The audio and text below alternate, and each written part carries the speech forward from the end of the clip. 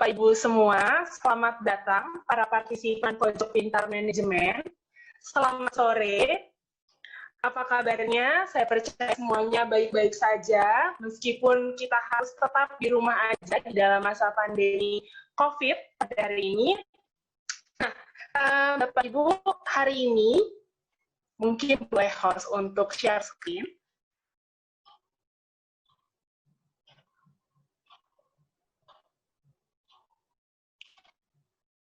Oke, hari ini tema Pojok Pintar Manajemen adalah Enhancing Brand Strength through Digital Marketing Strategy.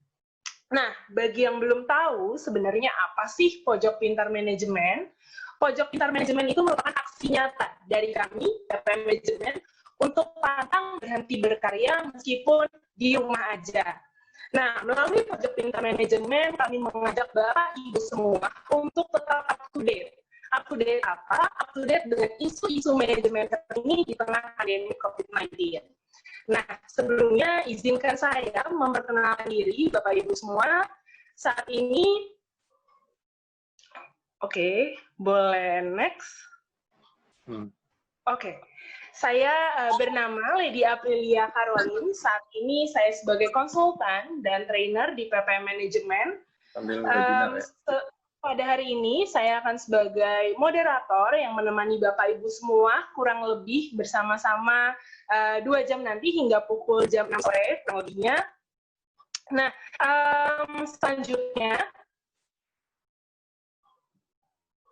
oke, nah ini bagi Bapak Ibu nih, mungkin yang baru pertama kali pernah ikut seminar ataupun training di PPM Manajemen, saya ingin sedikit membawa Bapak Ibu kenal lebih dalam sama PPM Manajemen. PPM Manajemen saat ini memiliki 9 layanan. Nah, perlu diketahui juga, Bapak Ibu, PPM Manajemen sendiri sebenarnya lembaga manajemen pertama loh di Indonesia yang berkiprah di berbagai banyak layanan. Yang pertama ada program pengembangan eksekutif atau PPE. Nah, pesertanya sendiri saat ini sudah mencapai 6.500 peserta per tahun. Kemudian yang kedua, ada program pembelajaran daring atau e-learning. Lalu yang ketiga, ada pembelajaran Inggria atau in-house. Cuma sekarang karena ada pandemi COVID, jadi memang sudah difasilitasi juga dengan online learning. Kemudian ada riset dan konsultansi manajemen. Biasanya itu untuk perusahaan yang mau mengukur performance atau baterai, bisa juga mengukur tingkat kematangan manajemen resiko seperti apa, itu biasanya dari riset dan konsultasi manajemen. Lalu yang paling tertua tentunya ada sekolah tinggi manajemen, yang pertama membawa MBA ke Indonesia, versi Harvard versi Indonesia harapannya. Kemudian setelah ada seminar dan konferensi, ada assessment SDM, paling terkenal tentunya di BUMN, karena merupakan salah satu lembaga yang terpilih untuk mengakses pegawai BUMN. Lalu ada penerbitan, dan yang paling mudah adalah lembaga sertifikasi profesi. Kurang lebih seperti itu, perkenalan terhadap manajemen. Berikutnya, Bapak Ibu, terkait aturan Pojok Pintar Manajemen. Oke, di sini yang pertama terkait sesi pemaparan materi. Jadi, selama pemaparan materi, semua partisipan mohon maaf di-mute, karena biasanya kalau nggak di-mute, suka ada suara yang masuk yang membuat peserta lain jadi terdistract, fokusnya terganggu.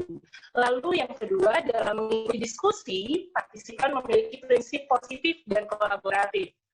Kemudian terkait sesi tanya-jawab, sesi tanya-jawab akan dibuka ketika moderator mempersilakan, di mana ini akan dilakukan setelah kedua pemateri pada hari ini selesai menyampaikan materinya. Nah, Bapak Ibu, jika ingin bertanya, boleh klik raise hand. Raise hand itu ada di bagian bawah kanan, ada partisipan. Mungkin Bapak Ibu juga boleh sambil mencoba fitur raise hand-nya. Kemudian, moderator saya akan menyebutkan penanya sesuai dengan urutan raise hand. Oke, kemudian feedback. Nah, feedback ini Bapak Ibu diharapkan partisipan dapat mengisi feedback untuk perbaikan ke depannya. Ini nanti setelah sesi selesai, Bapak Ibu akan diberikan link untuk mengisi feedback, di mana setelah Bapak Ibu memberikan feedback, dan mengisi daftar diri, Bapak Ibu berhak mendapatkan materi dari para pemateri pada sore hari ini. Oke, kurang lebih seperti itu, Bapak Ibu. Saya langsung memperkenalkan pembicara kita pada sore hari ini. Yang pertama ada Mas Dimas Maulana, dipanggilnya Mas aja nggak apa-apa ya, karena masih muda beliau saat ini sebagai konsultan strategi transformation and innovation di PPM Manajemen. Mas Dimas ini adalah seorang marketing expert dengan spesialisasi consumer behavior. Pendidikannya beliau menempuh sarjana di Bakri University, lalu melanjutkan masternya di PPM Manajemen dan mengambil gelar doktor di ITB. Oke, langsung saja kita menyambut. Halo Mas Dimas, selamat sore. Halo, selamat sore Mbak Olin. Sore. Apa kabar Mas, sehat? Alhamdulillah sehat. Sehat. Terima kasih Mbak Olin, mudah-mudahan Mbak Olin dan juga rekan-rekan partisipan hari ini juga sehat. Oke, amin, amin. Terima kasih Mas Dimas. Sudah siap dengan materinya, tapi sebelumnya saya juga ingin memperkenalkan dulu nih pembicara kita yang kedua. Oke, beliau adalah Mbak Amanda Gracia Putra, sama, masih muda juga, jadi boleh dipanggil Mbak. Beliau adalah Country Digital Engagement Manager di Citibank. Lalu beliau adalah seorang marketing expert dengan spesialisasi digital engagement di financial service. Saat ini beliau sedang memperluas pengetahuan di industri jasa keuangan dan bertanggung jawab atas optimisasi digital asset untuk mendukung pertumbuhan pendapatan melalui optimalisasi media dan kemitraan. Beliau menempuh pendidikannya di PPM School of Management. Halo Mbak Amanda Gracia. Halo, selamat sore. Selamat sore semuanya. Sehat ya Mbak? Sehat-sehat Mbak, terima kasih. Mbak Amanda juga sudah siap dengan materinya. Nah, pemateri yang pertama kita akan ada Mas Dimas, setelah itu akan dilanjuti oleh Mbak Amanda. Kalau gitu langsung saja kita dengar pemateri pada sore hari ini. Pertama, silakan Mas Dimas, waktu dan tempat saya persilakan. Baik, terima kasih Mbak Olin. Saya izin share screen ya. Oke. Sebentar. Share yang baik. Sudah masuk screen-nya? Baik. Selamat sore Bapak Ibu semuanya, rekan-rekan, adik kakak semuanya sekalian. Senang sekali bisa bergabung di sini. Mudah-mudahan suara saya jelas, sinyalnya juga baik, sehingga kualitas dan kepuasan dari Bapak Ibu untuk mendengarkan sesi kali ini juga sangat memuaskan nih, karena biasanya masalah di dalam online ini memang jaringan dan kesalahan teknis itu agak sulit untuk kita janjikan karena ada banyak faktor dan lainnya. Nah, di dalam sesi kali ini saya ingin menjelaskan di dalam tema Enhancing Brand Strength Through Digital Marketing Strategy. Sebelum kita bergerak ke dalam materi ini, apa sih bagaimana sih enhancing brand strength dan apa sih challenge-nya di dalam brand strength? Kita perlu tahu nih, apa sih digital marketing itu? Nah, pada dasarnya digital marketing itu adalah seperti tradisional marketing, tapi adalah bagaimana cara kita melakukan applying menggunakan digital technologies dan media. Nah, di dalam tradisional marketing, dulu itu kita tahu ya ada yang namanya STP, ada yang namanya marketing mix, ada yang namanya branding. Nah, di setiap teori di dalam traditional marketing ini atau principles of marketingnya ini, itu mereka ada objektif-objektif tertentu. Nah, di objektif ini kita biasanya akan membuat marketing program untuk bagaimana cara kita bisa memenuhi objektif yang ada berhubungan dengan pemasaran. Nah, apa itu digital marketing? Digital marketing itu pada dasarnya adalah bagaimana kita mencapai marketing objektif, tapi kita menggunakan digital teknologi dan juga digital media. Jadi pada dasarnya misalnya kita ada definisi yang mengatakan digital marketing itu adalah platform marketing. Ada juga digital marketing itu adalah Facebook marketing, ada internet marketing, ada web marketing. Wah, itu kalau misalnya kita bisa bilang digital marketing itu adalah hanya pada satu aspek tertentu, nanti yang aspek lain misalnya digital marketing itu adalah Facebook marketing. Yang web marketing sakit hati, kok aku nggak dianggap digital ya? Gitu. Jadi digital marketing itu adalah bagaimana kita bisa mencapai marketing objektif menggunakan digital teknologi dan media. Pada umumnya, ketika kita ingin mencapai marketing objektif, awalnya itu kita melakukan analisa situasi. Di dalam analisa situasi ini, apa aja sih yang kita analisa? Itu ada faktor internal, ada juga faktor eksternal. Nah, faktor eksternal biasanya kita kenal sekali yang dengan namanya macro analysis. Ada pestle analysis, kemudian ada juga industry analysis. Nah, setelah itu, setelah mendapatkan analisa situasi, kita memiliki objektif untuk menangkal threat atau mengambil peluang yang ada. Nah, untuk mendapatkan objektif tersebut, kita mengeluarkan strateginya dalam bentuk marketing program. Nah, di dalam digital marketing objektif, ada 5 objektif umum nih di dalam digital marketing, yaitu bisa dikenal dengan simpelnya 5S. Apa itu 5S? 5S itu ada sell, serve, speak, save, and sizzle. Jadi, yang pertama, sell, itu adalah bagaimana kita menggunakan teknologi sebagai alat membantu untuk menjual. Sedangkan untuk serve, objektifnya, kita menggunakan teknologi untuk customer service. Kalau speak, itu untuk komunikasi. Kalau save, untuk cost reduction. Kalau sizzle, itu untuk brand building. Kenapa namanya sizzle? Jadi kalau misalnya interpretasinya, sizzle itu ketika kita masak steak, itu kan sizzling. Nah, sizzling itu kan biasanya fatnya render, terus baunya itu oke banget. Nah, itu bagaimana kita menunjukkan kita membangun brandnya, image-nya. Nah, apa aja sih contoh dari masing-masing digital marketing objektif ini? Saya masuk ya. Untuk misalnya, untuk sell objektif. Untuk mendapatkan sell objektif itu banyak banget caranya. Misalnya, kita adalah perusahaan F&B. Kita ingin meningkatkan sales objektifnya sebanyak 20%. Gimana caranya?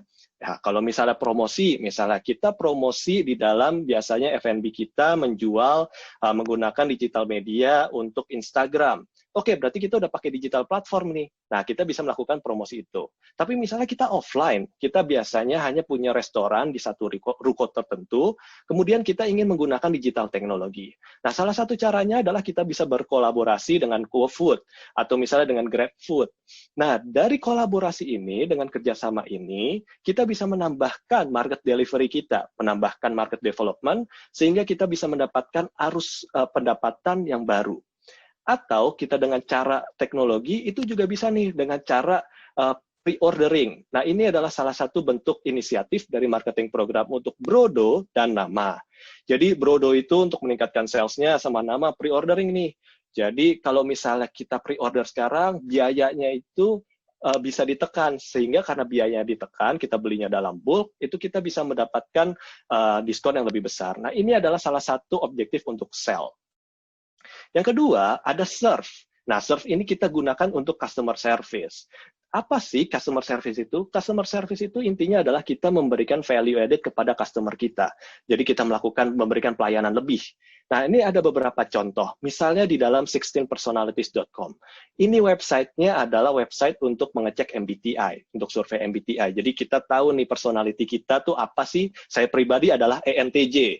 Nah, ketika saya sudah mendapatkan surveinya gratis, kemudian saya ingin menjadi customer premium. Ketika saya menjadi customer premium, yaitu customer yang berbayar, saya bisa mendapatkan akses yang lebih banyak, mulai dari pertanyaan, courses baru, section baru, tes lain, terus gimana fitur kita bisa berinteraksi dengan personality yang lain, dan banyak laginya. Jadi kita mendapatkan layanan lebih sebagai customer. Atau misalnya kita juga bisa extension nih. Misalnya kita adalah JNE ya. JNE ini memberikan inisiatif digital yaitu cek resi JNE. Jadi kita bisa memasukkan nomor resi kita, baik di aplikasi atau di website. Kemudian kita bisa melacak pengiriman dari produk kita. Nah, kira-kira nih produknya udah sampai mana? Nah, ini adalah salah satu inisiatif dari customer service. Kalau di Tokopedia ada pusat resolusi. Jadi ketika kita ada masalah atau ada pertanyaan, kita bisa mengakses pusat resolusi. Jadi ini adalah contoh dari inisiatif Serve. Yang ketiga adalah Speak. Jadi gimana kita menggunakan digital teknologi untuk berkomunikasi? Di sini saya memberikan dua contoh. Yang pertama misalnya Tokopedia. Tokopedia itu memberikan layanan chat dari Tokopedia, dari seller kepada konsumen. Jadi konsumen bisa mendapatkan edukasi secara langsung, bisa bertanya langsung mengenai produknya. Apakah produk ini aman ya untuk alergi ini? Apakah produk ini aman ya untuk misalnya bayi? Bagaimana ya cara saya membeli produk ini? Kalau beli produk ini garansinya bagaimana? Nah, itu kita bisa mendapatkan komunikasi informasi secara langsung. Atau seller pun juga bisa kebalikannya memberikan layanan informasi yang secara berkala. Oh, kita ada produk baru nih. Nah, kemudian kalau produk ini bisa diberikan resep seperti ini. Nah, kita berusaha mengkomunikasikan value proposition dari kita. Dan yang baru-baru ini, di dalam 1 dekade terakhir ini, ada sangat besar, yaitu speak objektif untuk reviewer. Jadi, banyak beberapa kategori produk, itu seperti misalnya handphone, laptop, konsumen itu merasa high involvement, dan juga mungkin barriers to try-nya agak complicated. Kemudian, untuk mendapatkan justifikasi bahwa produk ini memang layak untuk dibeli, mereka akan mencari reviewer-reviewer. Nah, salah satunya ini Gadgetin. David ini menunjukkan bahwa bagaimana sih produk ini, apakah layak dibeli atau tidak. Memang produknya ini bermanfaat atau tidak, baik dari harga, kualitas, dan fiturnya. Jadi dengan bekerja sama dengan reviewer, perusahaan bisa memberikan speak objektif di dalam digital media. Kemudian ada Save. Nah, Save ini juga sangat menarik dengan penggunaan digital media. Salah satu contohnya adalah warung abnormal. Kalau misalnya rekan-rekan sekalian pernah pengalaman nongkrong di warung abnormal, mereka ini baru-baru ini mengeluarkan fitur yang namanya Pay at Table. Jadi di dalam fitur Pay at Table ini, kita tinggal duduk di satu meja, memilih mejanya, kemudian kita menginstal aplikasi, kita pesan makanan kita, tanpa perlu memanggil waiter, tanpa perlu datang ke kasir, kemudian kita membayarnya pakai apa? Pakai GoPay atau pakai OVO, dengan menggunakan digital wallet. Nah, dengan fitur ini, warung abnormal bisa melakukan saving cost pada SDM-nya. Jadi, SDM-nya itu bisa dikurangi dengan ada bantuan digital. Amazon.co pun demikian, konsepnya sama. Jadi, konsumen itu bisa datang ke dalam toko, kemudian mereka membeli barang, dengan cara mengambil barang, kemudian tinggal keluar. Mereka akan kemudian mendapatkan scan pada touch point untuk entry dan exit-nya. Tidak perlu ada nih SDM-nya, jadi dengan penggunaan digital, kita bisa melakukan saving cost. Dan yang terakhir, objektif yang terakhir adalah Sizzle. Jadi di Sizzle ini adalah kita berusaha menggunakan digital media, atau digital media, untuk melakukan brand building. Nah, di sini adalah dua contoh, ada contoh yang sukses dan contoh yang fail. Menurut saya pribadi, kalau misalnya ini engagement-nya ini dislike-nya banyak sekali, menurut saya ini adalah salah satu contoh program yang gagal. Kenapa? Karena ini menunjukkan bahwa audiens kita tidak menyukai apa yang kita usahakan, apa yang kita upayakan untuk membangun brand kita. Sedangkan kalau like-nya tinggi, wah senang banget ya, kita berarti mendapatkan dukungan yang banyak. Nah, kenapa sih dua hal ini bisa berbeda? Padahal kita lihat nih, yang satu Januari 7, yang satu Januari 13. Beda 1 minggu untuk dalam rilisnya, tapi beda banget nih untuk engagement-nya, untuk hasil dari video masing-masing di YouTube. Kalau di Bosch, dia ingin menunjukkan bahwa bagaimana mereka bisa berinteraksi, bagaimana mereka ingin membangun produknya, brandnya di dalam suatu konteks Internet of Things.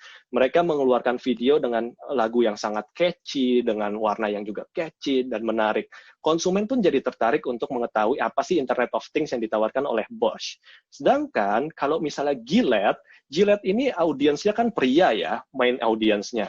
Ya, saya tidak bisa menjustifikasi kalau misalnya audiens yang wanita itu tidak boleh pakai produk Gillette, nanti dibilang saya seksis. Nah, tapi Gillette itu main audiensnya adalah pria, karena biasanya pria itu menggunakan Gillette untuk mencukur kumis, mencukur jenggot. Nah, di dalam contoh kasus ini, Gillette itu mengeluarkan video di mana mereka merasa bahwa segmen laki-laki itu merasa terlihat seperti agresif, terlihat seperti suka menggoda wanita, terlihat suka abusive. Dan itu sifatnya seperti menyerang segmentasi pria. Oleh karena itu, kalau kita lihat komentar di dalam video ini, dikatakan nih, wah kenapa sih kok kita sebagai pria kayak salah banget ya? Padahal saya nggak kayak gitu kok.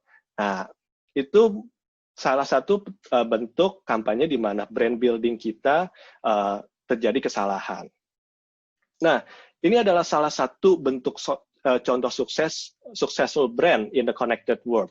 Saya ambil contoh dari Tokopedia dan BTS. Tokopedia ini ketika dalam program kampanye sizzlingnya, salah satunya kita tahu nih yang sangat terkenal, hashtag mulai aja dulu, kemudian berubah menjadi hashtag kami baru mulai.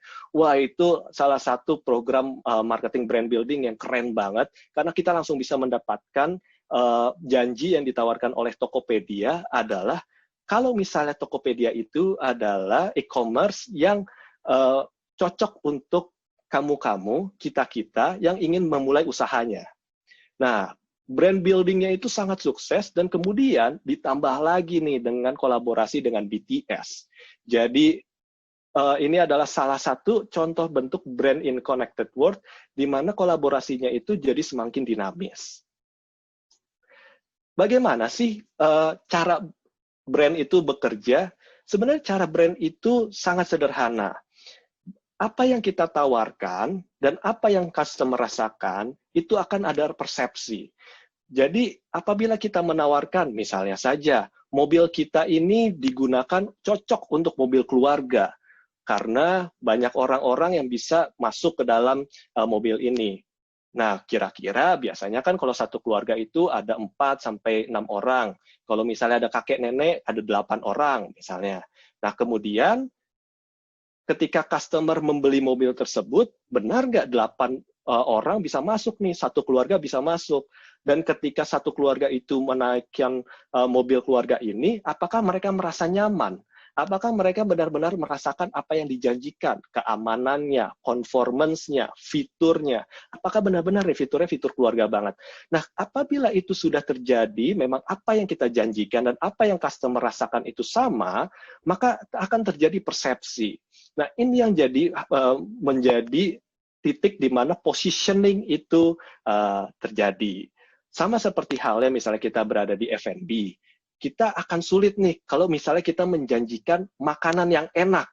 Wah, kalau makanan yang enak, preferensi customer itu banyak banget. Tapi kalau kita menjanjikan makanan yang pedas, itu akan lebih mudah. Karena kita bisa memberikan rasa pedas yang sangat pedas. Wah, kalau kita kasih cabai rawit kurang, kita kasih cabai ghost pepper. Kalau ghost pepper kurang, kita kasih Carolina pepper. Jadi ada ukurannya bahwa di mana pedas itu, dan apa yang customer rasakan itu memang benar-benar pedas.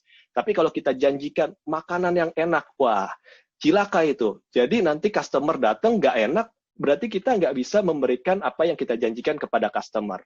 Jadi penting banget ketika kita ingin menawarkan sesuatu, kita perlu tahu nih segmen kita membutuhkan apa sih. Jangan sampai apabila kita misalnya buka kafe, kita menjanjikan, wah tempat kafe kita enak banget buat nongkrong. Customers datang. Kemudian kita nggak tahu nih segmen kita ketika nongkrong ternyata suka ngobrol, suka ketawa, suka teriak-teriak. Wah happy lah. Kemudian ketika datang kita konteks kita dalam bisnis ternyata nongkrong itu adalah nongkrong, duduk, diam, ngobrolnya dengan elegan, dengan tenang. Ternyata nongkrong yang ditangkap oleh customer itu berbeda. Mereka itu memiliki suka bercanda, kemudian mereka berisik, dan ketika datang ke kafe kita bilang, Mas, mohon maaf, tolong pelanin suaranya ya. Wah, itu akan memberikan janji palsu, karena mereka merasa bahwa ini kan harusnya tempat nongkrong, bukan tempat untuk duduk-duduk gosip pelan, seperti itu. Jadi kita perlu tahu segmen kita siapa, dan apa yang akan kita janjikan, karena itu yang menjadi ekspektasi konsumen.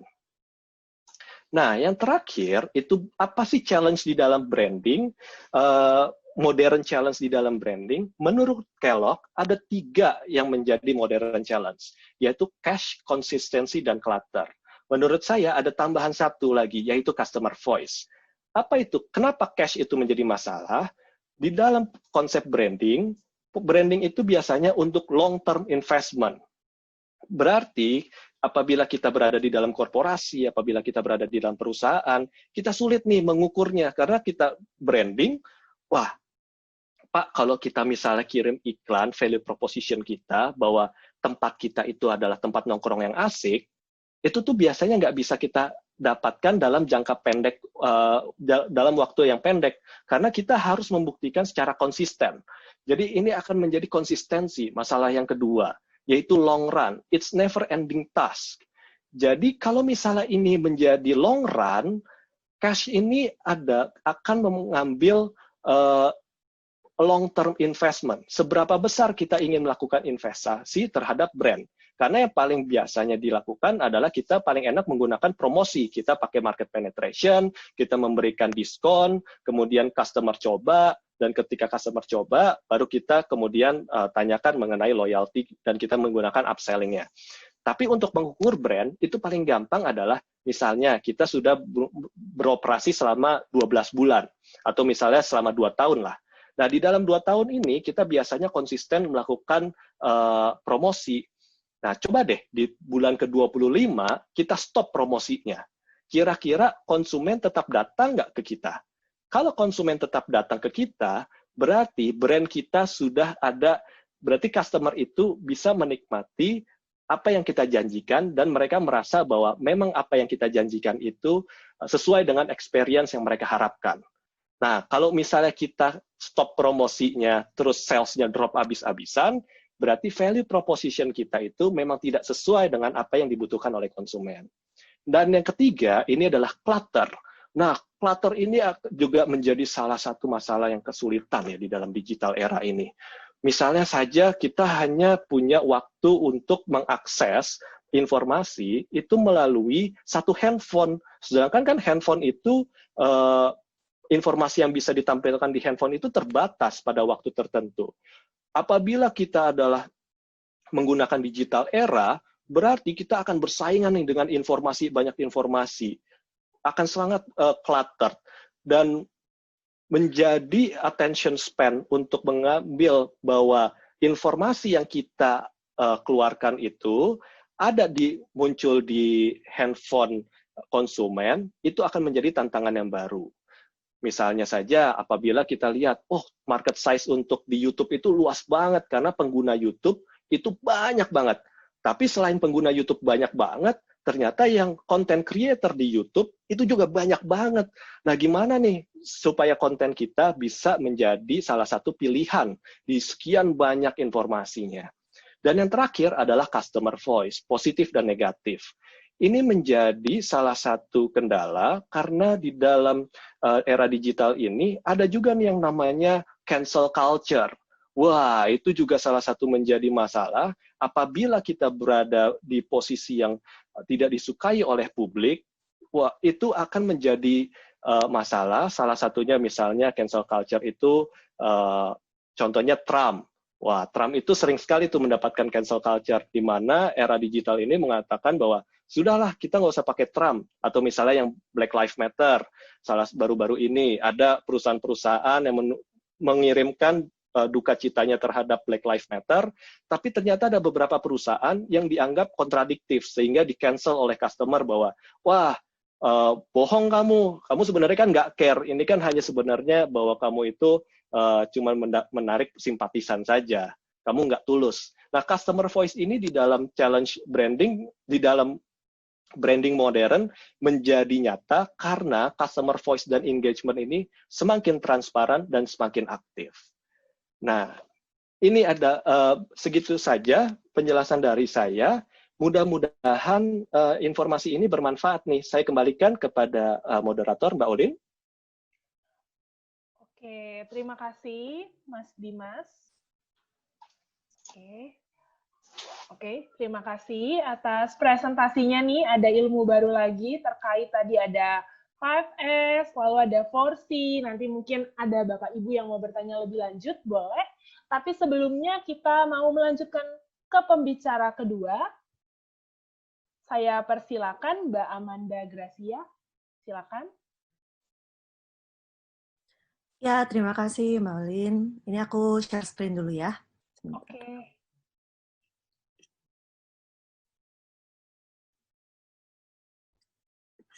Oke, udah bisa kelihatan ya. Oke, selamat sore Bapak Ibu. Tadi kita udah ngedengerin dari Kak Dimas mengenai how to enhance our brand strength through digital media atau through digital marketing strategy. Tadi mungkin kalau ada beberapa hal yang bisa aku petik gitu ya dari pelajarannya Kak Dimas adalah bahwa digital channel itu bisa diimplement di semua funnel, di semua marketing funnel. Baik itu brand building, atau sales, atau customer service gitu. Tapi yang paling penting adalah sebelum kita go through digital, kita harus tahu dulu objektif kita itu apa dan target market kita itu seperti apa. Karena ini extremely important. Itu akan shaping atau membuat kita sebagai brand itu memikirkan strategi yang tepat dan channel yang tepat itu seperti apa untuk menjangkau customer kita. Nah, mungkin di sini aku bisa sharing mengenai study case dari Garuda Indonesia. Jadi kita agree ya bahwa sebenarnya digital marketing itu adalah penerapan ilmu marketing dengan bantuan dari teknologi digital gitu kan, baik itu infrastrukturnya maupun untuk channelnya. Nah, sehingga untuk objektif dari digital marketing sendiri itu adalah kita berharap bahwa dengan implementasi digital marketing kita dapat mencapai objektif marketing kita secara keseluruhan melalui integrasi dari digital media dan juga strategi optimisasi. Karena digital it's all about optimization gitu. Optimisasi di sini itu maksudnya lebih ke bagaimana ini kita bukan bilang mengenai cost atau expense yang akan kita keluarkan itu lebih murah atau lebih mahal, karena itu akan selalu relatif, tetapi optimisasi itu adalah bagaimana kita bisa menjangkau lebih banyak customer dengan budget yang sudah kita anggarkan gitu, atau bagaimana cara kita berjualan lebih lagi, mendapatkan value yang lebih, dengan mengoptimisasi strategi kita di digital marketing atau di digital channel. Oke, ini aku go through the study case. Karena kebetulan sebelum aku join di Citibank as a country digital engagement, aku handling digital marketingnya di Garuda Indonesia. Nah, if you can see on my screen bahwa kita harus membedakan dulu objektif marketing dan juga objektif digital marketing. Kenapa? Karena sebenarnya marketing itu kan jauh lebih luas ya. Secara funnel pun marketing itu tidak hanya sekadar digital channel saja, tetapi juga ada offline channel gitu. Sehingga kita harus segregate a different objective untuk marketing dan juga untuk digital marketing. Nah, kalau case di Garuda Indonesia waktu itu, salah satu objektif marketing yang harus kita raih atau kita capai dalam 1 tahun itu adalah kita harus meningkatkan inbound visitor atau kapasitas jualan dari luar negeri ke dalam negeri. Jadi kita mau orang-orang atau turis-turis yang mau ke Indonesia itu terbang bersama Garuda gitu kan. Nah, tapi ketika kita turunkan ke digital marketing, itu objektifnya sudah lebih spesifik ke channel gitu. Kalau di sini saya boleh kasih contoh bahwa contoh salah 3 dari contoh objektif digital marketing adalah yang pertama kita harus meningkatkan konsiderasi atau intention melalui own paid dan earned media. Ini own paid dan earned media itu adalah elemen-elemen channel yang ada di digital marketing. Kemudian yang kedua, objektif di digital marketing adalah kita harus meningkatkan search secara langsung maupun secara organik untuk kebutuhan remarketing gitu. Yang ketiga adalah kita harus meningkatkan sales melalui website. Nah, di sini saya mau tekankan bahwa pentingnya untuk mengeset atau menentukan objektif di digital marketing adalah karena ketika kita ngobrol mengenai digital marketing itu memang terbatas untuk hal-hal yang bisa kita ukur gitu ya melalui channel digital itu. Contohnya kalau misalkan kita ngomongin jualan gitu kan, jualan itu kan point of sales-nya ada banyak gitu kalau kita ngomongin Garuda ya. Ada yang dari website, ada yang dari mungkin branch office atau sales office. Nah, kita kan ketika kita ngomongin digital marketing, berarti kita hanya mengukur yang dari website-nya aja. Sedangkan kalau untuk yang penjualan dari sales office itu akan masuk ke marketing objektif secara besaran. Jadi seperti itu. Nah, ketika kita mau meningkatkan jumlah visitor yang masuk ke Indonesia menggunakan Garuda Indonesia, apa yang harus kita lakukan gitu? Nah, di sini di presentasi yang sedang saya share ini ada pembagian digital marketing strategi berdasarkan tipe channelnya. Jadi seperti yang sebelumnya sudah saya jelaskan bahwa tipe channel di digital marketing secara besaran itu dibagi menjadi 3. Ada own media, ada paid media, ada earned media. Nah, own media itu mungkin sedikit kita bahas bahwa own media adalah semua channel yang kita atur atau kita operasikan secara mandiri gitu ya. Misalkan seperti website gitu atau mungkin punya account Instagram, itu kita klasifikasi sebagai own media gitu. Nah, kemudian paid media itu adalah slot-slot media berbayar di mana kita harus mengeluarkan budget untuk mendapatkan slot advertisement tersebut. Dan earned media itu mungkin secara simpel kita bisa katakan sebagai word of mouth gitu atau WOM. Tapi ini di social media gitu ya. Contohnya misalkan ada orang misalkan kita as a brand ngepost sesuatu terus di-sharing sama orang secara cuma-cuma atau secara voluntarily gitu. Kita tidak meminta mereka sharing, itu namanya earned media karena kita mendapatkan exposure tanpa kita harus melakukan apapun. Nah, untuk meningkatkan traffic ke Indonesia, ada 3 hal yang kita lakukan untuk setting up the own media. Yang pertama, kita meningkatkan search engine optimization dengan cara membuat landing page. Jadi kita tuh di website kita bikin satu halaman khusus yang berisikan destinasi-destinasi Garuda Indonesia itu ada kemana aja sih gitu. Sehingga kalau misalkan ada customer yang mencari tahu mengenai penerbangan Garuda Indonesia, mereka bisa masuk ke dalam website kita terus mereka mencari tahu sendiri gitu. Dan ini juga membantu untuk searchability kita ketika ada orang nge-Google gitu ya. Kita bisa berada di paling atas karena kita tuh selalu update dengan konten-konten yang ada di website kita.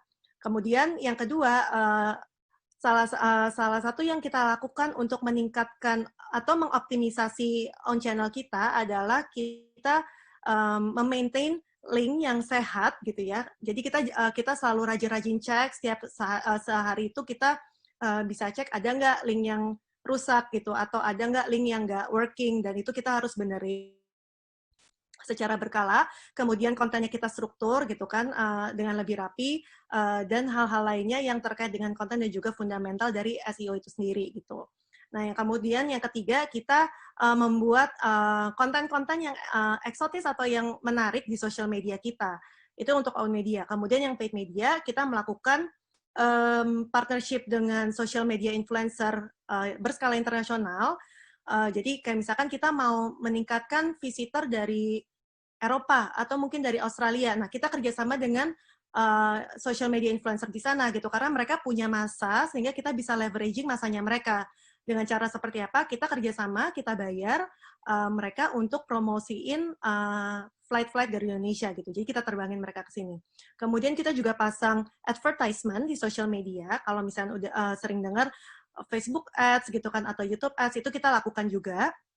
Kemudian kita juga partnership dengan Ministry of Tourism gitu. Kenapa? Karena kita tahu bahwa Kementerian Pariwisata juga punya objektif yang sama dengan kita, sehingga kita bisa pakai channel-channel media yang sudah mereka punya. Jadi mereka tuh biasanya udah punya channel berbayar, tapi kontennya itu tuh mungkin terbatas, jadi kita bisa pakai, kita sharing lah gitu. Sharing cost jatuhnya dan juga melalui remarketing.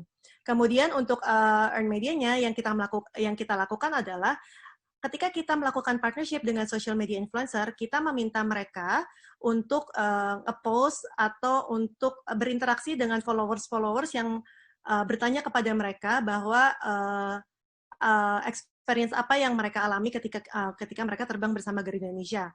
Selain itu, kita juga mendapatkan additional exposure ketika mereka nge-post. Biasanya followers mereka tuh ada yang nge-reposting di Instagram Stories atau di Facebook mengenai keindahan alam Indonesia atau servis dari Garuda Indonesia itu sendiri. Jadi 3 hal ini yang kita lakukan sebagai strategi kita untuk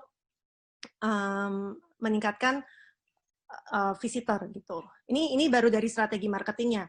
Tapi kalau misalkan dari digital marketing atau digital brandingnya. Tapi kalau misalnya kita lihat marketing strategi secara keseluruhan, kayak tadi yang Kak Dimas bilang, itu kan sebenarnya kita bisa melakukan brand building, kita bisa meningkatkan intention atau awareness, consideration, dan juga meningkatkan sales gitu. Nah, apa sih yang kita lakukan dulu sehingga ada jualan yang benar-benar tergenerate dari digital marketing itu sendiri, dari usaha-usaha yang udah kita lakukan.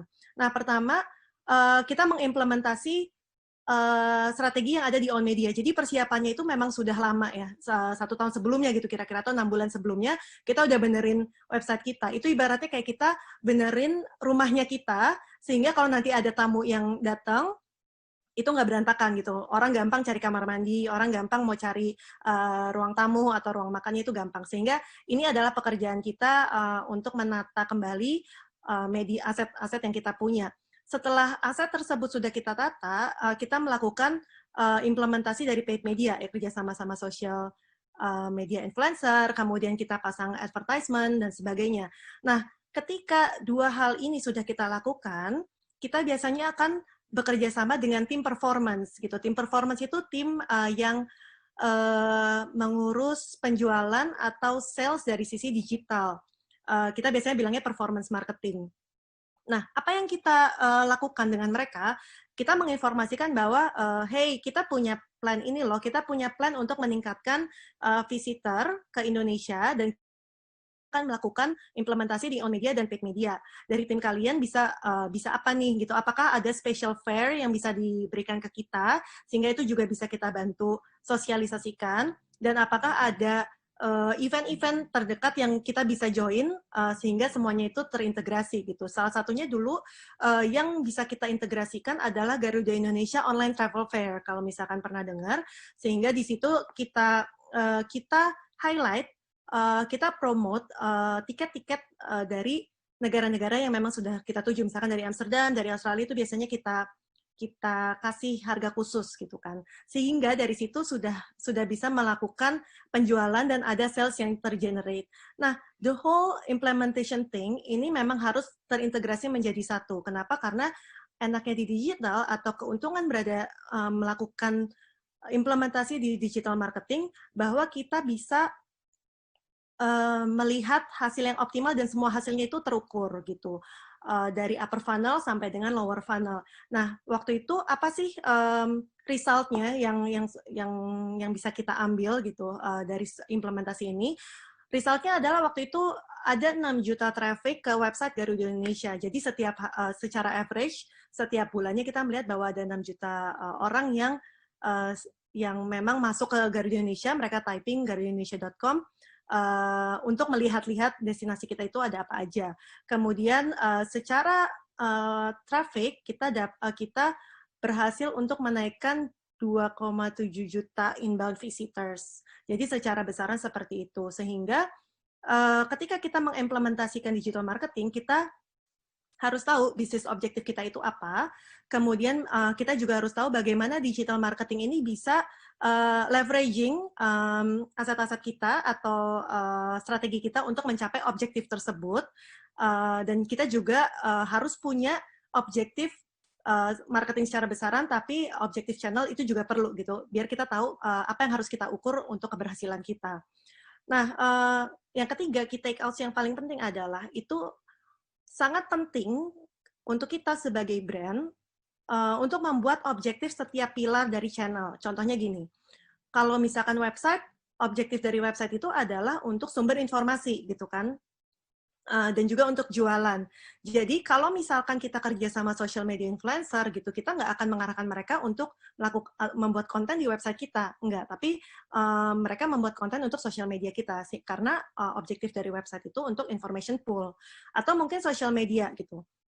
Social media kan ada banyak gitu kan. Instagram itu secara behavior-nya lebih tepat untuk inspiration channel. Jadi kalau misalkan jualan di Instagram itu tuh nggak terlalu ngaruh dan nggak akan sengaruh kalau misalkan contohnya nih ya, kita jualan di Twitter gitu. Kenapa? Karena kalau misalkan orang ke Twitter, behavior-nya adalah orang-orang itu mencari sesuatu yang cepat, informasi yang cepat, dan nggak perlu berlama-lama ada di situ. Sehingga Twitter bisa kita klasifikasikan sebagai channel untuk jualan, tapi Instagram itu untuk inspiration channel. Nah, itu sangat penting untuk kita sebagai brand membuat rules seperti itu. Kemudian yang keempat adalah it's very important juga untuk mengetahui channel behavior. Kenapa? Karena ketika kita mengetahui channel behavior, kita bisa memilih channel yang mana yang tepat untuk menjangkau customer kita. Kalau tadi Kak Dimas bilang bahwa sangat penting untuk kita mengetahui target market kita, itu hubungannya ke sini. Karena kalau misalkan ternyata target market kita tidak ada di channel yang kita tuju atau yang kita pasang ads, itu nanti jatuhnya kita akan buang-buang budget atau buang-buang uang gitu kan. Kemudian yang kelima, ini juga penting, bahwa marketing funnel, channel digital marketing, dan matrix-matrix yang digunakan itu sangat penting dalam pembuatan strategi digital marketing. Kenapa? Karena ketiga hal ini tidak bisa berdiri sendiri, itu semua selalu terintegrasi. Kalau misalkan kita lihat brand-brand yang berhasil secara digital, itu pasti mereka sudah mengimplementasikan integrasi dari ketiga hal ini. Nah, kalau misalkan memang secara strategik kita sebagai brand memang mau go digital, sangat penting untuk invest di data analytics dan juga mengintegrasi the whole business process. Karena keuntungan kita go to digital itu memang kita bisa mengukur from upper to lowest funnel gitu kan. Sehingga kalau misalkan kita sudah punya right data analytic tools dan juga bisnis prosesnya sudah terintegrasi, implementasi dari digital itu akan jadi lebih mudah dan lebih terukur. Dan satu lagi yang nggak sempat saya tulis di sini adalah ketika implementasi digital, ini hal yang selalu saya temui bahwa terkadang kita sebagai brand berekspektasi untuk mendapatkan hasil yang instan gitu ya. Tapi pada kenyataannya ketika kita implementasi digital marketing strategi atau performance marketing strategi, ada kurun waktu yang harus kita alokasikan untuk melihat behavior dan juga learning prosesnya seperti apa. Sama seperti implementasi machine learning, minimal banget itu biasanya butuh 6 bulan untuk melihat behavior dari customer kita seperti apa. Tapi secara ideal akan lebih baik ketika kita mengambil waktu 1 tahun. Makanya ketika ada bisnis yang mau go digital, we have to be aware juga bahwa ketika kita go digital ada learning process dan itu hasilnya nggak serta-merta langsung kelihatan di implementasi saat itu juga langsung bagus. Mungkin seperti itu kalau dari aku. Silakan Mbak Olin, aku sudah selesai. Oke. Terima kasih Mbak Amanda Gracia. Berikutnya, Bapak Ibu, sesi yang paling ditunggu-tunggu, sesi tanya-jawab. Apakah ada yang mau bertanya? Boleh kepada Mas Dimas, ke Mbak Amanda, boleh raise hand. Cara raise hand sekali lagi ada di bagian partisipan, Bapak Ibu, kanan bawah. Itu ada raise hand, paling kanan. Silakan.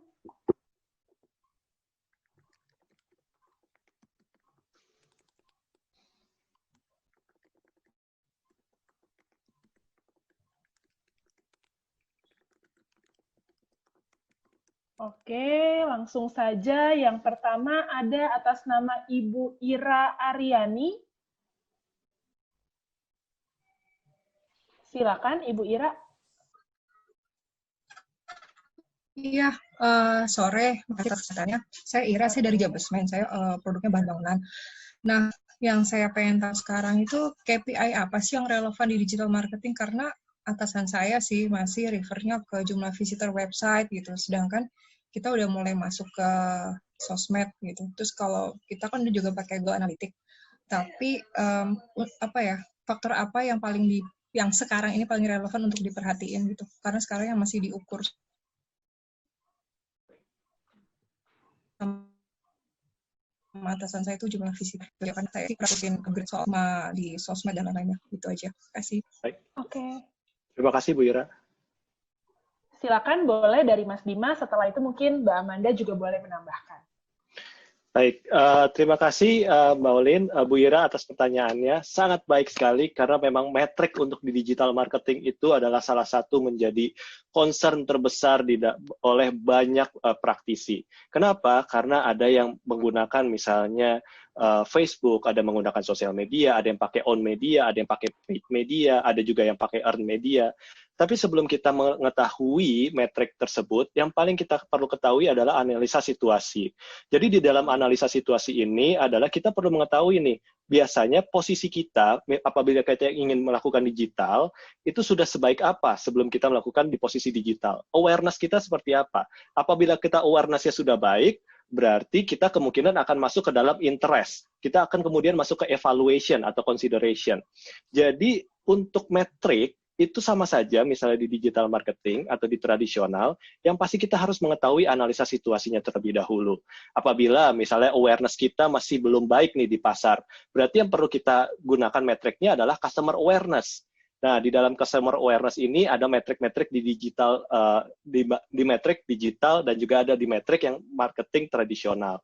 Kemudian misalnya kita sudah melakukan awareness-nya sudah baik, kemudian interest-nya sudah ada.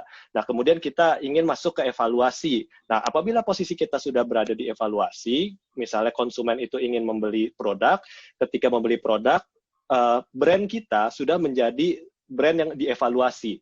Nah, apabila kita sudah berada di kategori tersebut, berarti metriknya adalah beda lagi dengan awareness. Jadi kita harus melakukan analisa situasi terlebih dahulu sebelum kita menentukan KPI. Seperti itu, kalau misalnya dari jawaban saya. Mungkin Mbak Amanda bisa memberikan contoh yang lebih nyata nih, misalnya di Garuda atau di perbankan. Boleh, sebelum jawab, aku boleh tanya dulu nggak, Mbak Ira, ini penjualannya itu apakah B2B atau B2C? Ke customer langsung atau ke other business? B2B, soalnya kita nggak langsung jualan ke customer, apalagi ke toko, karena kita lewat distributor. Oke. Gini, jadi kembali lagi, kalau misalkan berdasarkan case yang tadi sempat aku share, bahwa kita itu harus tahu objektif kita dan target market kita itu seperti apa.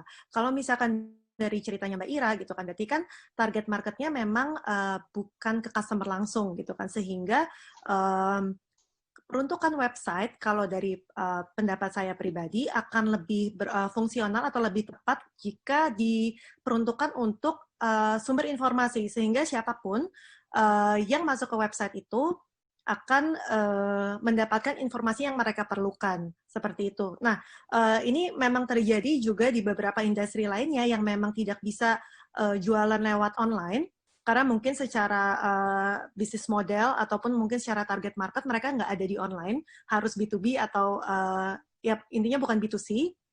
Mereka membuat digital channel mereka itu sebagai sumber informasi dan juga sebagai sarana untuk branding atau meningkatkan awareness. Karena gini, kadang-kadang kalau misalkan kita ngomong B2B gitu kan, yang beli bahan-bahan, misalkan aku berada di company-nya Mbak Ira gitu ya, yang tahu bahan-bahan yang akan dibeli oleh buyer aku gitu kan, itu kan biasanya siapa sih? Mungkin tim procurement gitu kan, atau mungkin tim pengadaan. Nah, tim pengadaan ini kan pasti akan bingung mencari informasi di mana gitu, sehingga mungkin ketika mereka searching di Google, mereka menemukan website-nya Mbak Ira, mereka bisa bilang, oh oke, ternyata di company Mbak Ira menjual bahan bangunan yang saya perlukan, sehingga di situ harus diberikan contact person, siapa yang harus dihubungi, dan juga informasi selengkap-lengkapnya, sehingga siapapun yang membaca itu bisa mengerti.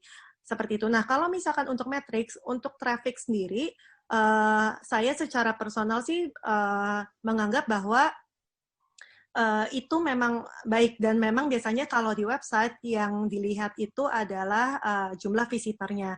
Cuman kembali lagi, objektif apa yang mau dicapai ketika timnya Mbak Ira atau dari company Mbak Ira mempunyai data traffic itu. Apakah mau melakukan remarketing kah? Atau kira-kira mau menyasar dengan advertisement yang lain atau seperti apa, itu kita harus tahu dulu gitu. Jadi kita nggak bisa menyamaratakan setiap industri dan juga setiap channel, harus sesuai dengan objektifnya gitu. Oke, terima kasih Mas Dimas dan Mbak Amanda atas jawabannya. Semoga terjawab ya Ibu Ira. Ya, makasih. Sama-sama Bu. Pertanyaan berikutnya itu dari Ibu Cynthia Sheila. Silakan Bu. Ya, sebelumnya terima kasih Mas Dimas dan Mbak Amanda. Saya mau tanya tentang tadi disebutkan customer voice ya, positif negatif. Nah, pertanyaannya bagaimana sih kita mendapatkan customer voice positif negatif di digital? Terutama ketika kita ingin mengetahui apakah produk kita itu sebenarnya sudah baik dan mungkin layanan dari service kita apakah sudah memenuhi apa yang diinginkan customer, bagaimana untuk mendapatkan hal-hal tersebut, customer voice tersebut. Boleh dijelaskan? Terima kasih. Baik. Silakan Mbak Amanda, ingin mulai duluan? Boleh.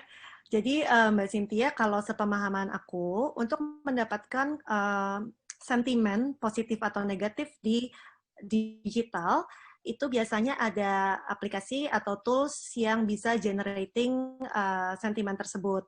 Kita bilangnya namanya social media listening tools. Nah, di situ akan terrangkum percakapan-percakapan yang dilakukan di dunia maya gitu ya, di channel-channel sosial yang ada, sehingga di situ kita bisa melakukan analisis apakah brand kita itu dibicarakan di sosial media, itu satu. Kemudian yang kedua, apakah dibicarakannya itu secara positif atau negatif gitu. Itu yang pertama. Tapi yang kedua, itu juga bisa dilihat dari level of complaint.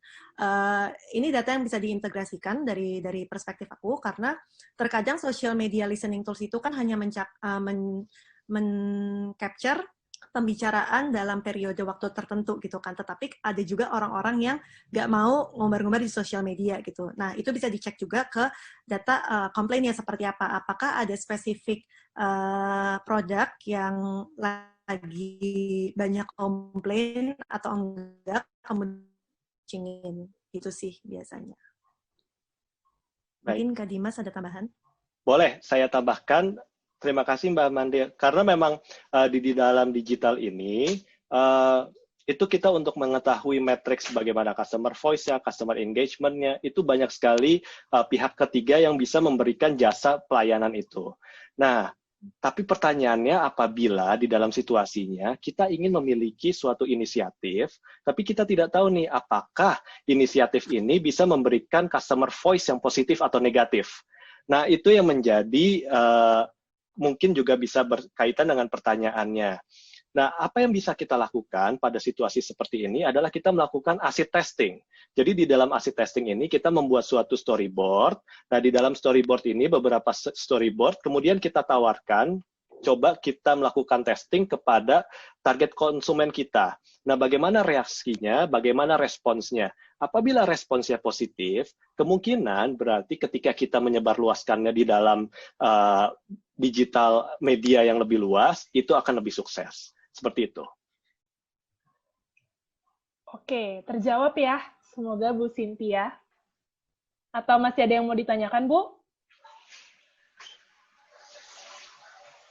Bu Cynthia?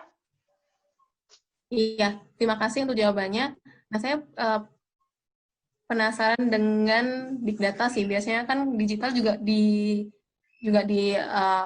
disinggung tentang big data yang kita bisa peroleh data-data customer termasuk positif dan negatifnya dari reaction mereka, bisa ngambil dari Twitter, Instagram dan lain sebagainya. Nah, saya penasaran bagaimana sih sebenarnya kita memanfaatkan data tersebut untuk menjadi insight. Sebenarnya lebih ke situ. Ketika memang mungkin data yang kita dapatkan misalnya berkonten positif atau negatif, tapi apakah benar-benar itu positif, apakah benar-benar itu negatif, dan bagaimana sebenarnya insight itu bisa berpengaruh dengan produk atau penjualan kita. Boleh ditambahkan di sisi itu? Terima kasih ya. Terima kasih Bu Cynthia. Oke, mau Mbak Amanda dulu atau Mas Dimas? Silakan Mbak Amanda, tadi karena sudah nyinggung nih untuk big data nih, machine learning kan? Iya, oke. Mungkin aku bisa jawab. Kebetulan aku juga handling big data. Karena gini, sebenarnya big data itu hal yang paling penting harus kita tahu adalah objektif kita itu mau tahu apa gitu. Karena kalau misalkan kita dihadapkan dengan banyak data atau big data itu sendiri, tapi kita nggak tahu apa yang sedang kita cari, itu nanti kita akan pusing sendiri. Seperti itu. Sehingga kalau misalkan tadi aku boleh melanjutkan dari penjelasan yang sebelumnya, bahwa contoh nih, misalkan ada produk A sedang diomongin secara positif, atau mungkin secara negatif kali ya, biar ada extreme case gitu, secara negatif karena produknya nggak sesuai sama target pasar lah, konsumennya nggak suka. Nah, kemudian konsumen-konsumen ini mereka ngepost di Instastory, kemudian mereka ngepost di Twitter, gitu kan, di YouTube atau dimanapun itu, yang kemudian tercapture di social media listening tools tadi, gitu kan. Nah, dari situ biasanya kan ada data tuh, ada insight yang kita tahu, oke, customer tidak suka karena alasan mungkin packaging-nya nggak mudah digunakan atau nggak mudah dibuka gitu. Atau yang kedua, insight-nya adalah si produk ini secara ukuran terlalu kecil gitu, butuh yang lebih besar. Nah, kemudian kita lihat lagi data komplain, apakah itu hanya terjadi di sosial media atau memang sampai ada customer yang komplain ke kita bahwa produknya ini kekecilan nih gitu, atau produknya susah dibuka gitu. Ketika kita sudah tahu dua data tersebut, itu nanti akan berpengaruh kepada strategi yang akan kita ambil. Nanti ke depannya apakah kita akan revamping packagingnya, apakah nanti kita akan membuat SKU yang lebih besar lagi gitu kan, itu kan nanti akan berpengaruh ke situ. Jadi memang ketika kita melihat big data itu, kita harus cari tahu dulu insight apa yang mau kita ambil, atau mungkin kalau misalnya kita nggak tahu, kita bisa mendapatkan silver lining-nya atau insight yang paling banyak bertebaran di sosial media itu seperti apa, dan itu kita gunakan sebagai pengambilan keputusan ketika kita melakukan atau mengambil lanjut, seperti itu sih biasanya. Silakan, Oke, terima kasih Mbak Amanda. Berikutnya boleh Mas Dimas? Oh ya, terima kasih Mbak Amanda. Kalau dari saya pribadi, baik itu big data ataupun kita melakukan data primer secara langsung, misalnya kita melakukan survei yang konvensional atau tradisional, kita melakukan penyebaran survei, kuesioner, itu nggak ada masalah. Tapi yang paling penting itu seperti yang tadi Mbak Amanda katakan, kita harus tahu objektifnya kita terlebih dahulu. Beberapa banyak kasus itu kita memiliki data yang banyak, tapi kita nggak tahu bagaimana cara kita mengolah datanya. Nah, kenapa kita tidak bisa mengolah datanya? Karena kita tidak tahu objektif yang kita harus cari tahu itu apa. Jadi big data itu sekedar memang data yang besar. Tapi pertanyaannya adalah, apakah kita memang bisa mendapatkan data yang tepat, yang memvalidasi bahwa objektif kita itu membutuhkan big data? Apakah kita memang dari big data yang kita terima, itu bisa menjawab objektif yang kita ingin tahu? Jadi metode big data itu salah satu metode, namun yang paling penting sebelum kita mencari big data, yang kita perlu tahu adalah objektifnya. Itu saja. Oke, terima kasih Mas Dimas. Terjawab ya Bu Cynthia pertanyaannya? Oke, terima kasih. Pertanyaan ketiga ini atas nama Randy Novalia. Silakan. Halo. Oh, oke, silakan Bapak Randy.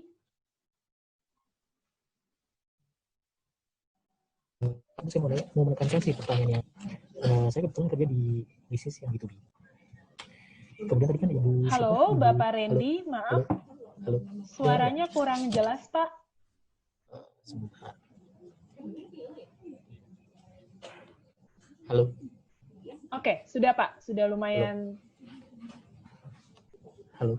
Halo. Kedengaran nggak ya Mbak? Terdengar. Nggak? Ya. Halo. Halo, iya Pak, Ya. terdengar. Silakan. Ya, mau menekankan sih Mbak, ke pertanyaan, balik lagi ke pertanyaan pertama tadi yang, ya, mau kembali ke pertanyaan yang pertama tadi Mbak, soal B2B, di bisnis B2B. Kalau misalnya kita, tadi penjelasannya dari Ibu Amanda. Ibu Amanda, kalau dibilang kan dari sisi B2B itu sebenarnya dari website itu kan nggak terlalu signifikan banget untuk nyari customer, karena memang bisnisnya untuk ke other bisnis. Nah, sebenarnya saya mau menekankan lagi sih, seberapa penting sih sebenarnya digital marketing strategi ini untuk bisnis yang B2B. Apalagi B2B-nya ini kita adalah bisnis yang menjemput bola, misalnya ikut tender gitu.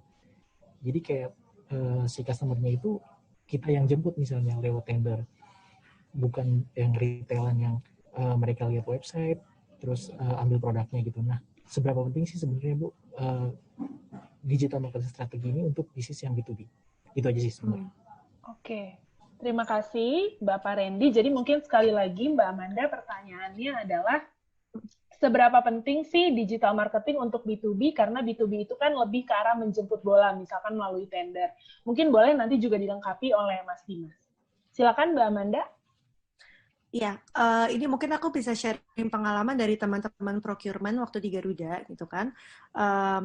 Ada beberapa hal yang mengharuskan, secara prosedur ada beberapa hal yang diharuskan untuk melalui proses pitching atau tender gitu. Nah, tapi kan kembali lagi teman-teman saya sendiri di Garuda yang melakukan pitching atau mengadakan pitching itu kan harus mengundang beberapa vendor lain gitu kan, harus mengundang vendornya, kemudian vendornya itu harus dimasukkan kepada ke list dari pengadaan kita dan sebagainya.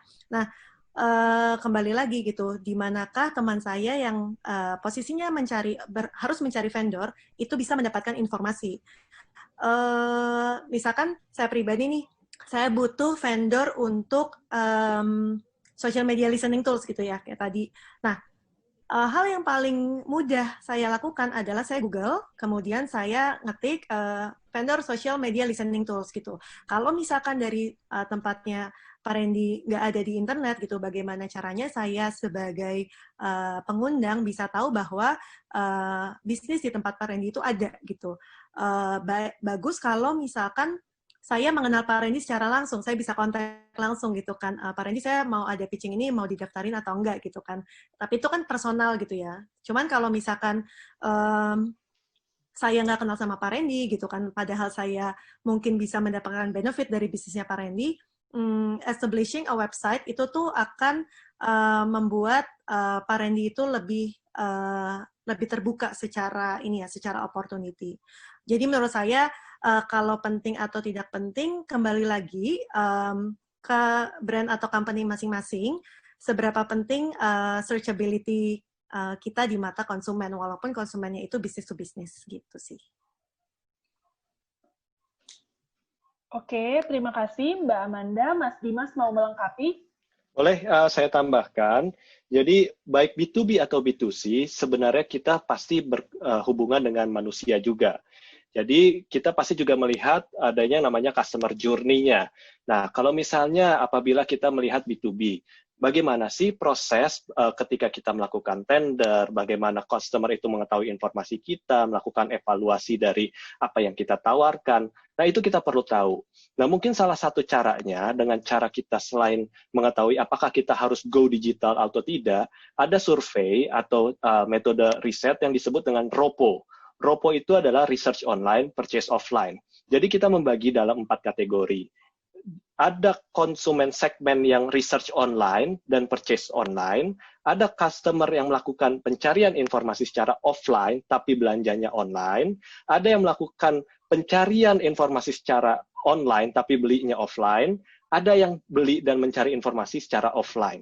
Nah, kita harus tahu nih, apabila kita lihat segmen konsumen kita, mereka ada berada di cluster yang mana. Apabila memang mereka sangat go to digital, berarti kita bisa menjustifikasi bahwa kita go to digital. Tapi kalau misalnya ternyata preferensinya itu tetap offline, berarti untuk go to digital itu biasanya akan menjadi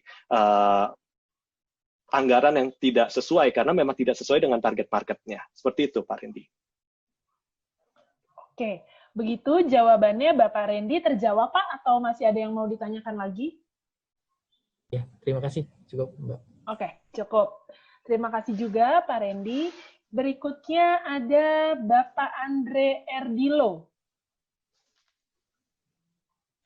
Iya, Silakan Bapak Andre Erdilo. saya ingin nanya ke Pak Dimas selaku dosen saya. Wah, nggak boleh tanya tugas ya? Nah, ini bukan tugas sih Pak, tenang. Saya ingin nanya nih Pak, untuk bagaimana cara untuk mengukur customer experience pada dunia digital saat ini. Yang kedua, kan kita tahu di dunia digital saat ini, kita mengenal namanya personal branding. Nah, dan di sini yang kita lihat kan banyak konten-konten kreator ataupun secara personal dia tidak sengaja melakukan personal branding pada media sosialnya. Akan berpengaruh nggak sih Pak kepada follower atau pengikut yang lainnya? Seperti itu aja. Terima kasih Pak. Oke, terima kasih Andre. Jadi saya aja yang ditanya, ya ampun Amanda sedih. Nggak apa-apa Pak Dimas, silakan. Ya ampun. Oke Andre, untuk mengukur customer experience di digital, sebelum kita mengetahui cara bagaimana pengukurannya, kita perlu tahu nih, definisi customer experience itu apa sih? Karena kalau kita nggak tahu definisi customer experience, biasanya itu akan kita misleading untuk dalam pengukurannya. Nah, customer experience itu adalah definisinya, apabila customer sudah merasakan apa yang dari marketing program, marketing inisiatif, kemudian mereka memiliki experience. Nah, dari experience ini, itu yang kita mau ukur. Bagaimana cara kita mengukur ya? Banyak. Mulai kita lihat dari customer satisfaction-nya, mulai dari perceived usefulness-nya, mulai dari perceived ease of use-nya, mulai dari brand image-nya. Itu banyak banget, tapi dengan biasanya kita berhubungan dengan metrik yang menggunakan persepsi. Nah, dari persepsi ini, kita lihat nih, misalnya dari kita user experience-nya untuk aplikasi yang kita tawarkan. Oh, ternyata kita memiliki own media untuk website.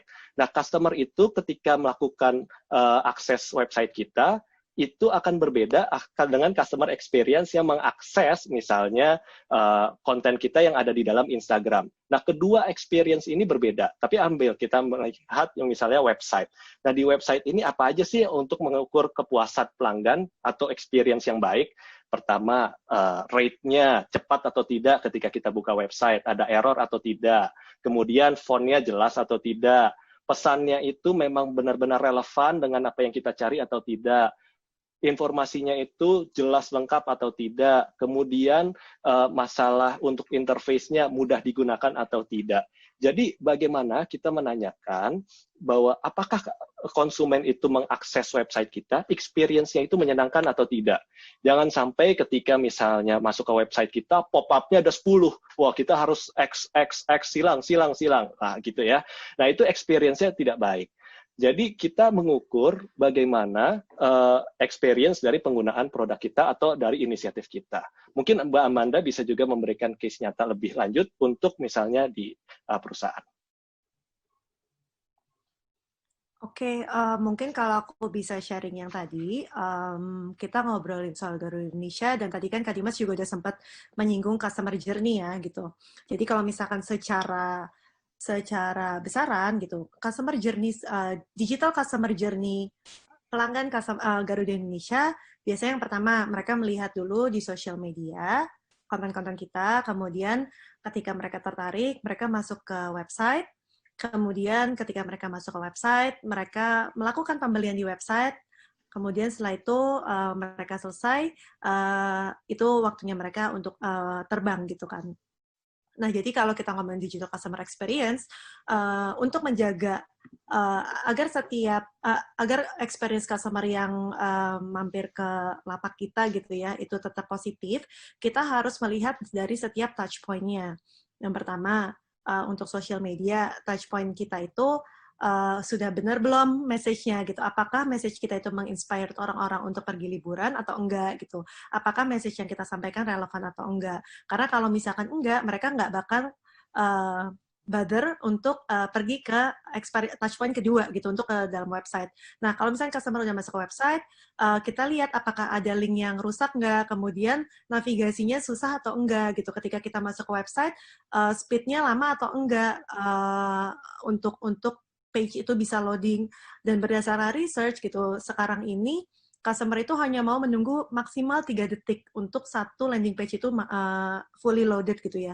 Sehingga kalau misalkan udah lebih dari 3 detik, mereka akan menganggap experience itu jelek gitu kan. Kemudian ketika mereka melakukan pembayaran, apakah payment-nya lancar atau biasanya error, sehingga kita harus bolak-balik nelfon bank, melihat apakah kita terdidak atau enggak credit card-nya atau sudah berhasil. Nah, hal-hal seperti itu harus dicek di setiap touch point, sehingga untuk ensuring the whole customer experience itu untuk tetap positif, itu bukan hanya part dari tim customer experience saja, tapi part dari semua pihak sih. Karena kan setiap touch point itu biasanya di-own sama pihak masing-masing. Seperti itu. Oke, terima kasih Mbak Amanda dan Mas Dimas. Bagaimana Mas Andre, sudah terjawab? Atau ada yang mau ditanyakan lagi kepada Bapak dosen? Kalau belum jelas, nanti tugasnya bikin esai ya. Sudah, Pak. Sudah. Baik. Sudah jelas ya, Mas Andre? Sudah, Mbak. Makasih ya, Mbak. Oke, ya sama-sama. Oke, Bapak Ibu, apakah ada yang masih mau bertanya? Oke, kalau tidak mungkin nih ada pertanyaan penasaran aja sih sebenarnya Mas Dimas dan Mbak Amanda. Bisa tidak sih keberhasilan suatu brand itu diparalelkan dengan pendapatan perusahaan? Dan best practice-nya sebenarnya seberapa besar sih pengaruh suatu brand tersebut terhadap peningkatan revenue perusahaan?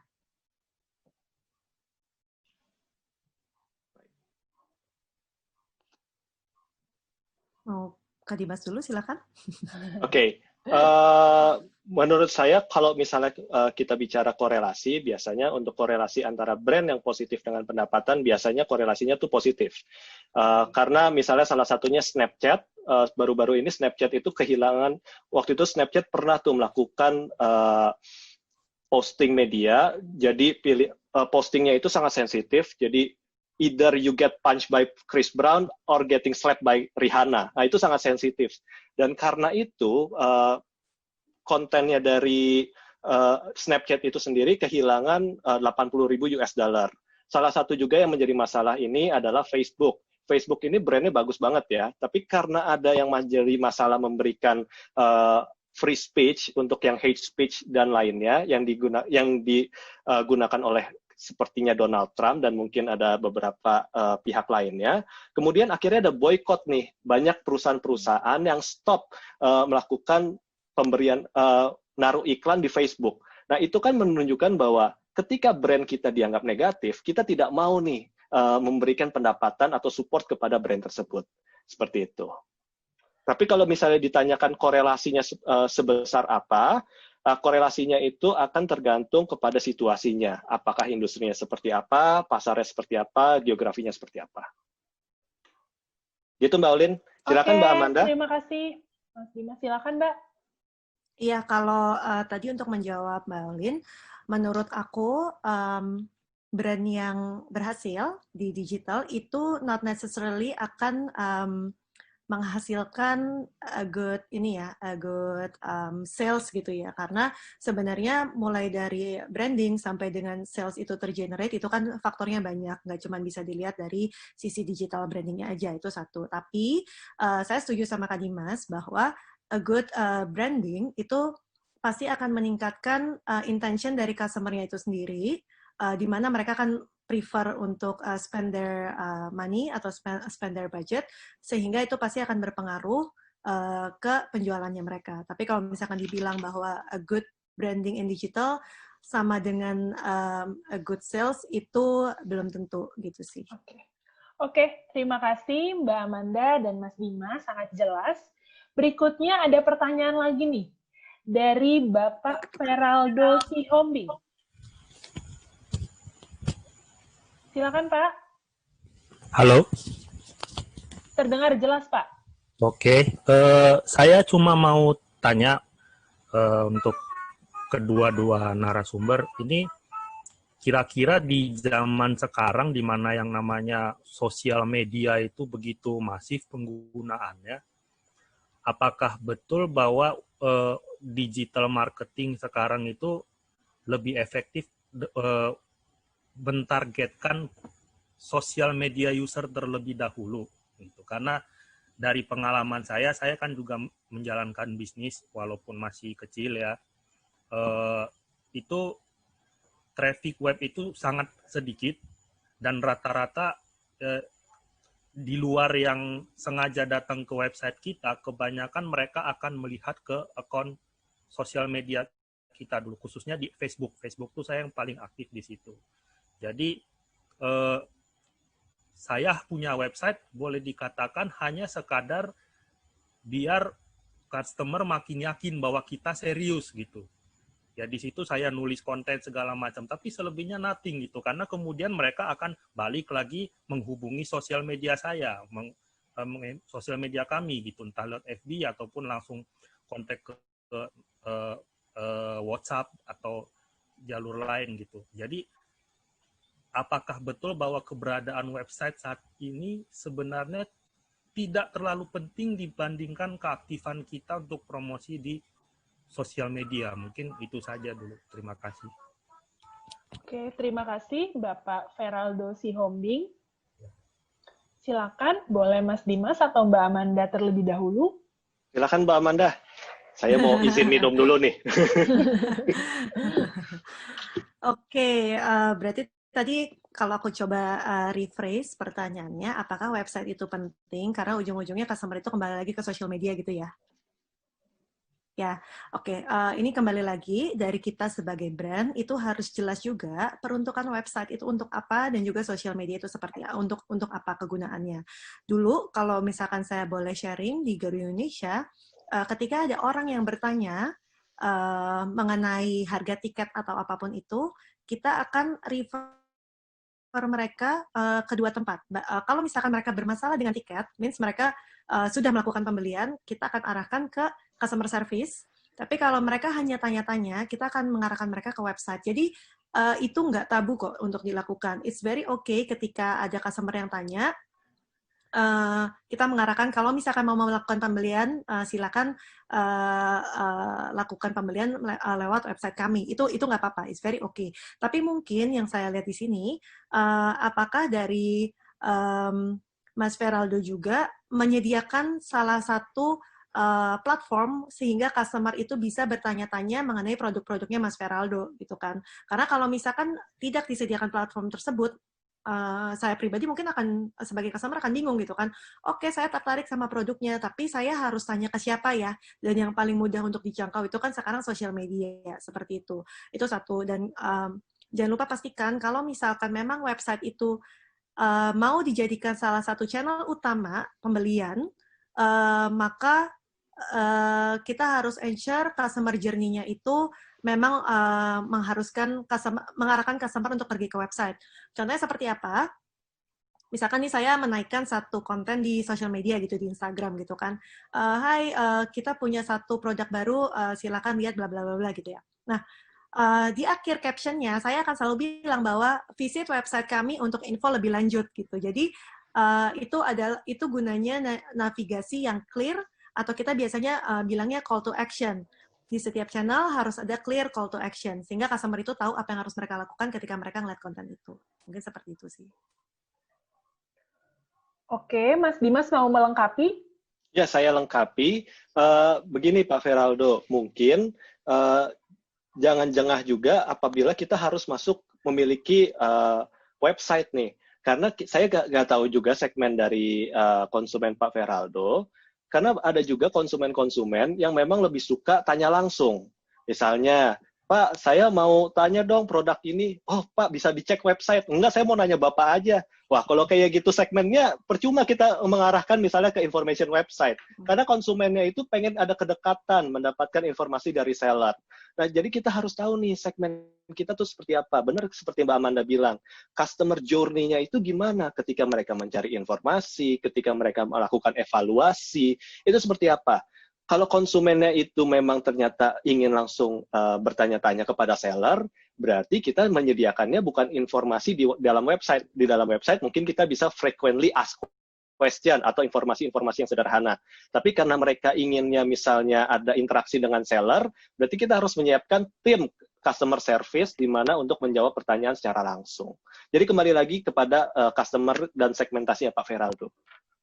Oke, terima kasih Mas Dimas, terjawab Bapak Feraldo ya. Oke. Nah, Bapak Ibu, pertanyaan sebentar lagi mau ditutup, tepatnya 5 menit lagi. Jadi silakan yang mau bertanya, waktunya tidak banyak. Berikutnya ada pertanyaan dari Ibu Ratnawati Dewi. Silakan, Bu. Ibu Ratnawati Dewi.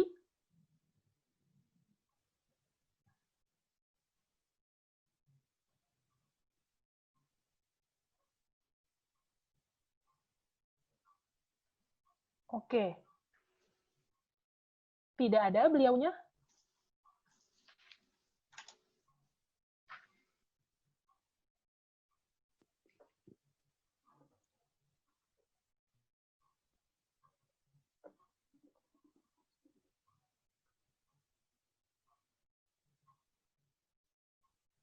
Halo, Ibu Ratnawati Dewi bisa meng-unmute, Bu?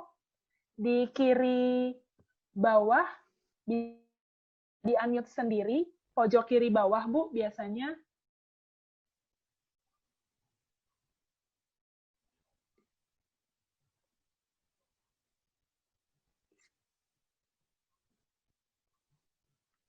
Mungkin Ibu Ratnawati Dewi bisa layangkan pertanyaannya lewat chat kalau ada kendala di mic dan kamera.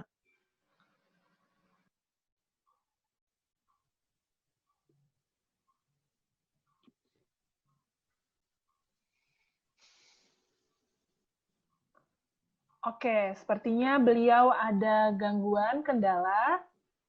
Mungkin kita lanjut dulu ke peserta berikutnya, Bu. Nanti bila sudah bisa menyampaikan pertanyaan, akan saya bacakan. Berikutnya ada Bapak Ihwanul Iman. Iya. Silakan, Pak. Ya, terima kasih atas kesempatannya. Saya penasaran terkait posisi corporate communication dengan marketing itu seperti apa kalau dalam suatu perusahaan ya? Itu saja paling. Apakah mereka di posisi yang berbeda atau seperti apa? Terima kasih. Oke, terima kasih Bapak Ihwanul Iman. Silakan Mbak Amanda atau Mas Dimas terlebih dahulu. Silakan Mbak Amanda. Selalu ya. Sebagai gentleman, saya harus memberikan kesempatan pada Mbak Amanda. I feel honored nih. Oke, yaudah. Aku boleh jawab langsung ya. Di company yang dulu, yang sekarang, dan di beberapa tempat yang saya tahu juga, marketing dan corporate communication is two different things. Kenapa? Karena kita harus melihat siapa target pasarnya. Marketing itu selalu menyasar ke customer, sedangkan corporate communication itu biasanya mewakilkan perusahaan itu di halayak luar, atau juga corporate communication di kantor saya sebelumnya di Garuda Indonesia itu menyasarnya internal customer atau karyawan gitu ya. Jadi memang dibedakan secara divisinya, tapi karena terkadang ada kebutuhan untuk menggunakan sosial media yang sama, biasanya kita mengakali bahwa masing-masing divisi mempunyai sosial medianya sendiri-sendiri. Mungkin kalau misalkan bisa melihat Google gitu kan, mereka punya social media khusus untuk core com-nya mereka, namanya Live at Google gitu kan, atau mungkin di Facebook juga Live at Facebook gitu. Cuman kalau misalkan dari Garuda gitu, sosial media yang mengatasnamakan Garuda Indonesianya biasanya itu adalah konten-konten yang berhubungan dengan customer, baik itu promosi atau ada produk baru atau ya informasi yang sekiranya customer perlu tahu. Tapi kalau untuk menjelaskan atau mewakili company, membuat satu statement atau apapun itu, biasanya kita ada satu channel sendiri, let's say Live at GA, atau mungkin di website itu mereka ada section tersendiri. Jadi walaupun channel yang digunakan itu sama, tetap harus dipisahkan peruntukannya. Gitu. Oke, terima kasih Mbak Amanda. Mas Dimas, boleh menambahkan?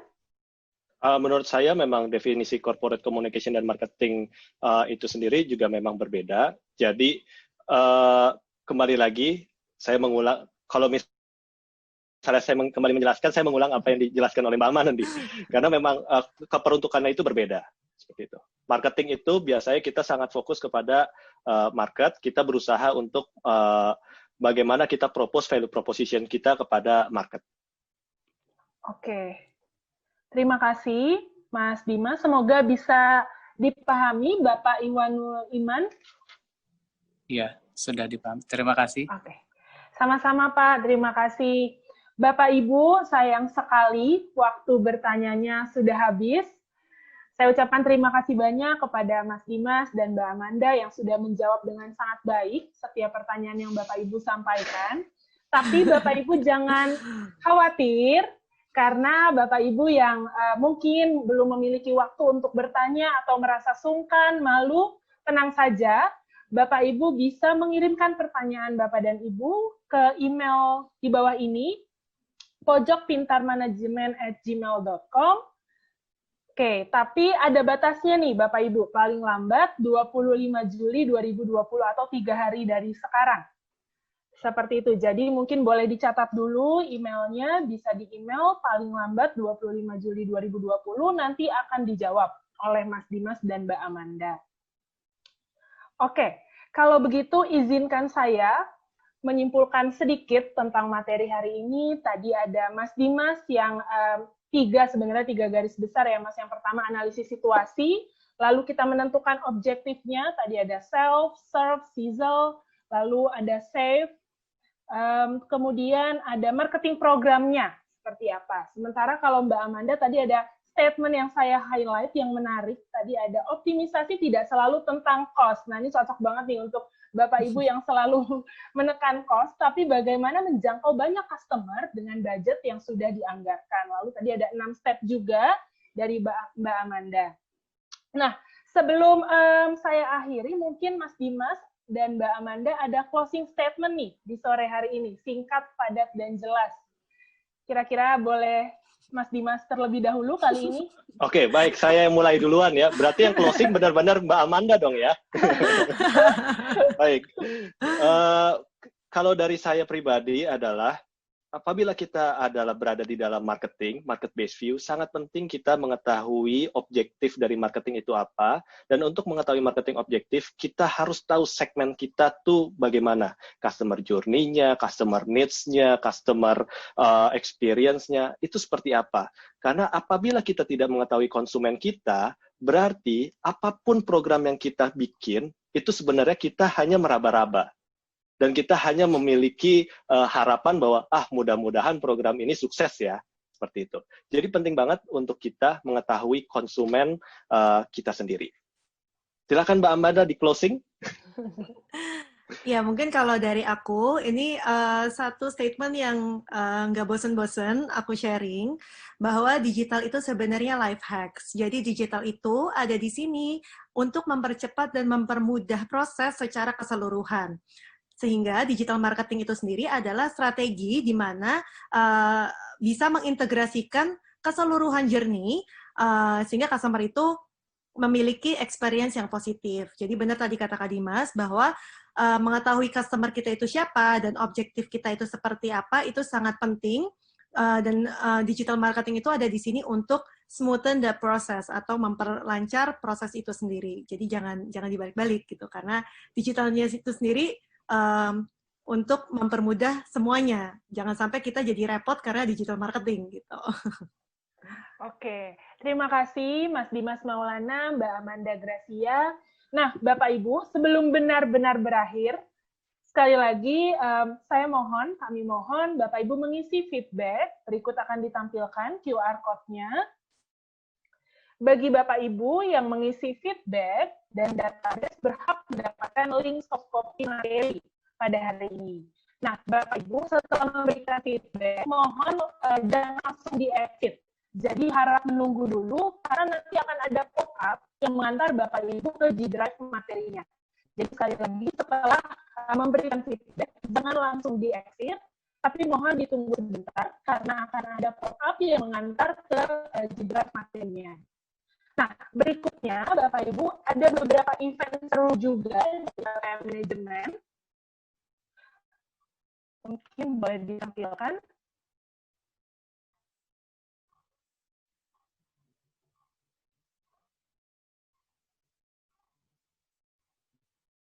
Oke, nah di sini ada soft skill for leaders. Ini terdiri dari 3 sesi. Monggo boleh difoto, boleh dicatat hari Selasa, dimulainya tanggal 28 Juli hingga Kamis 30 Juli 2020. Jadi ini di minggu depan, Bapak Ibu, kemudian biayanya Rp1.500.000, tapi untuk 3 orang pendaftar pertama Rp1.000.000. Jadi silakan daftar lebih cepat. Kemudian yang kedua ada berikutnya.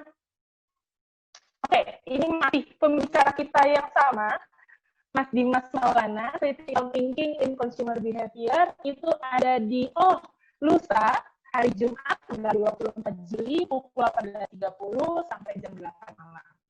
Monggo nanti mau bertemu lagi dengan Mas Dimas Maulana, silakan join. Kemudian event berikutnya, oke, ini ada seminar series online. Nah, ini cukup panjang dengan tema Mastering Virtual Leadership in the New Normal Era. Ini ada dalam 2 minggu ya, ada 6 sesi. Monggo boleh difoto. Investasinya kalau Bapak Ibu memilih satu topik itu 150.000, 3 topik, dan ada seluruh topik, 6 topik. Oke, kurang lebih seperti itu